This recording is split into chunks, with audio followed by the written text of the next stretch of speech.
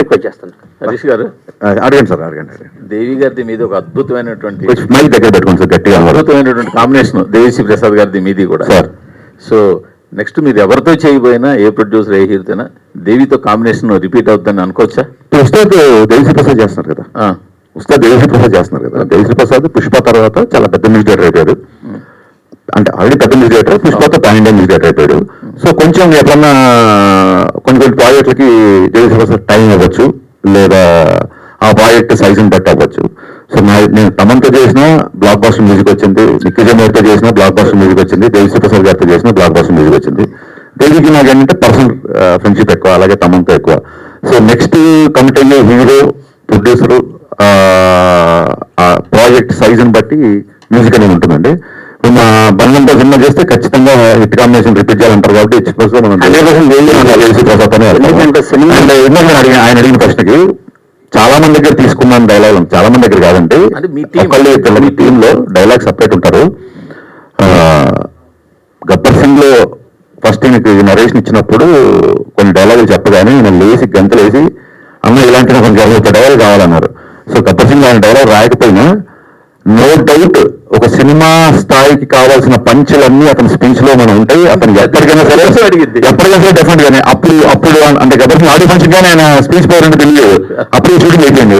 Next సినిమాల మట్టుకు ఖచ్చితంగా గణేష్ గారి సహకారం ఆయన వద్దనో నేను తీసుకోబోతున్నా. అండ్ ప్రతి డైలాగ్ రావడానికి ఆయన కారణం. పొద్దున్న లేస్తే నేనున్న ఒక నైట్ రైటర్తో వచ్చే 9:30, 10కి వచ్చామని ఆయన పొద్దున్నే పెద్దమ్మ గుడికి వెళ్ళి గబ్బర్ సింగ్ షూటింగ్ ఉన్నా లేకున్నా ఆ జరిగినంత కాలం 6 నెలలు పొద్దున్నే పెద్దమ్మ గుడికి వెళ్ళి బొట్టు పెట్టుకుని 7:30, 8 గంటలకు ఆఫీస్లో ఉండేవాడు, నా కోసం వెయిట్ చేసేవాడు. నేను రాగానే ఇద్దరం ఫస్ట్ కాఫీ తాగేవాళ్ళం. నేను కాఫీ తాగాను, జ్యూస్ తాగాను, బాగా గుర్తు నాకు. డైరెక్ట్ గారు జ్యూస్ చెప్పండి రా అని చెప్పి ఆయన వచ్చి కూర్చున్నాడు. అన్న మన సినిమా బ్లాక్ బస్టర్, అన్న మన సినిమా బ్లాక్ బస్టర్, అన్న ఈ సినిమా వచ్చింది, అన్న ఇంకొక డైలాగ్ చెప్పన్నా, ఆ ఉత్సాహంతో బయటికి వెళ్ళి పనులు చేసుకుంటా అని నిజంగా చెప్తున్నాను.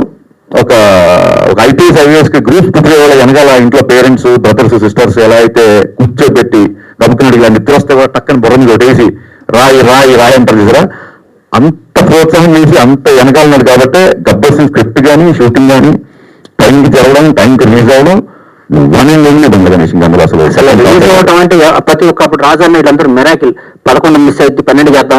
డిసెంబర్ 22 అండి, నేను బాగా గుర్తు నాకు. పవన్ కళ్యాణ్ గారిని ఫస్ట్ టైం నేను యాక్షన్ చెప్పా అన్నది రాసుకున్నాను.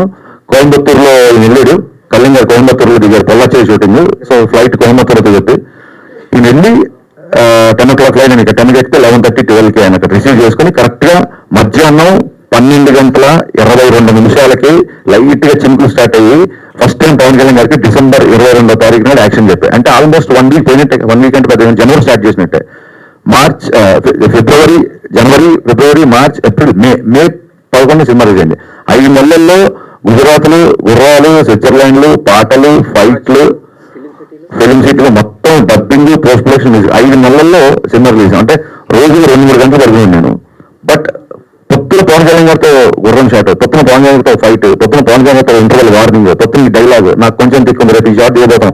ఈ ఎక్సైట్మెంట్ వల్ల, ఒక అడ్రినల్ రష్ వల్ల నాకు ఆయనకి ఎంత పట్టాయి కదా. పొల్లాచిలో కూడా ఆపోజిట్ రూమ్స్ షూటింగ్ అయిపోగానే నేను వచ్చి మా రూమ్లో కూర్చున్నాను రైటర్తో పాటు. రమేష్ రెడ్డి గారు కొత్త, రమేష్ రెడ్డి గారు, సతీష్ అన్న, వీళ్ళందరూ సతీష్ చేసిన రమేష్ రెడ్డి ఏంటి అండి వీళ్ళందరూ ఎంత గొప్ప వాళ్ళు అండి పాపం. సో అంటే పక్కనున్నాడు మన అభివృద్ధి కోరుకునే వాళ్ళని మనం పక్కన పెట్టుకోవాలి సార్.